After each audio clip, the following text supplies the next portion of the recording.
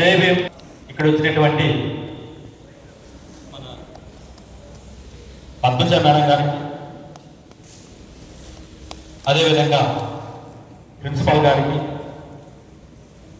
మన ఇన్ఫోబిల్ IT CEO గారికి, ఇతర ప్రిన్సిపాల్కి, పిఎం అనేటువంటి స్టూడెంట్స్కి, అధ్యాపకులందరికీ శుభ సాయంత్రం. ఈరోజు మనం ఇక్కడ అందరం చేరడానికి ముఖ్యమైనటువంటి కారణం, ఎంతో కష్టపడి ఈ స్కూల్ పెట్టినప్పుడు మేము సెకండ్ బ్యాచ్, అంటే 10th second batch, intermediate first batch అన్న. అప్పుడు ప్రిన్సిపాల్ గారు డేవిడ్ సార్ గారు, ఇంటర్మీడియట్ రాగానే సాయినాథ్ సార్ గారు ఉన్నారు. అప్పుడు ఉన్నటువంటి టీచర్స్, స్టూడెంట్స్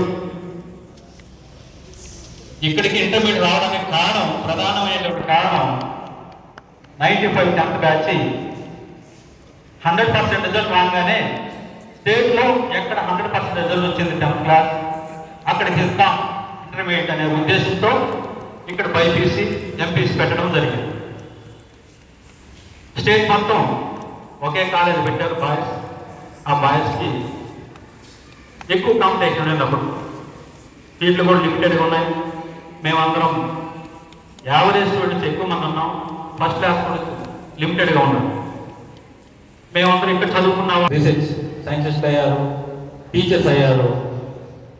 తర్వాత వచ్చి ఒక అద్భుతమైన ఆనుమతి కూడా ఈ స్కూల్ నుంచి ఇవ్వడం జరిగింది. ఐపీఎస్ గోపినాథ్ రెడ్డి గారు మన స్టేట్లో is one of the best IPS officer మన స్టేట్లో చెప్పుకోవచ్చు. అతను ఈ స్కూల్ నుంచి వచ్చినటువంటి ప్రోడక్ట్ ఐపీఎస్ ఆఫీసర్. ఇప్పుడు మన స్టేట్లో ఐజీగా ఉన్నారు.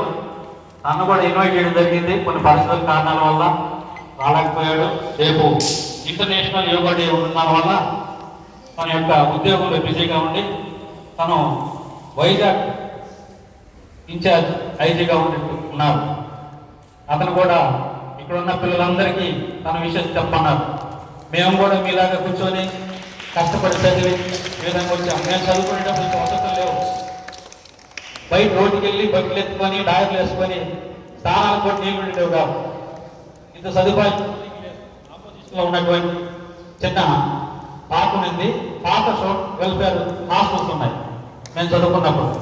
అంత కష్టపడి చదివి అప్పుడు ఉన్నటువంటి టీచర్స్ మాకు చాలా విద్యాబోధనలు నేర్పించారు. కష్టపడి ఎలా ఏ విధంగా చదువుకోవాలి అనేది నేర్పించి సొసైటీలో ఏ విధంగా బతకాలి అన్నది కూడా నేర్చుకున్నాం. చదువుతో జ్ఞానం పెరుగుతుంది, మనిషి యొక్క విలువ పెరుగుతుంది, సమాజంలో గౌరవం పెరుగుతుంది, మనందరం సొసైటీకి ఉపయోగపడతాం, మనకు మనం ఉపయోగపడతాం. కాబట్టి అందరూ కష్టపడి చదవాలి. మేము మీ దాకా కింద కూర్చున్నప్పుడు ఎవరు ఏమవుతామో తెలియదు, మీ మైండ్లో కూడా ఎవరు ఏమవుతుందో తెలియదు. ఇప్పుడు ఉన్నటువంటి టీచర్స్ అందరూ చాలా మంచి టీచర్స్. వాళ్ళు మీకు చెప్పేటటువంటి విధానాలన్నీ శ్రద్ధతో విని మంచిగా నేర్చుకుంటారని మనస్ఫూర్తిగా తెలియజేస్తున్నాం. ఈరోజు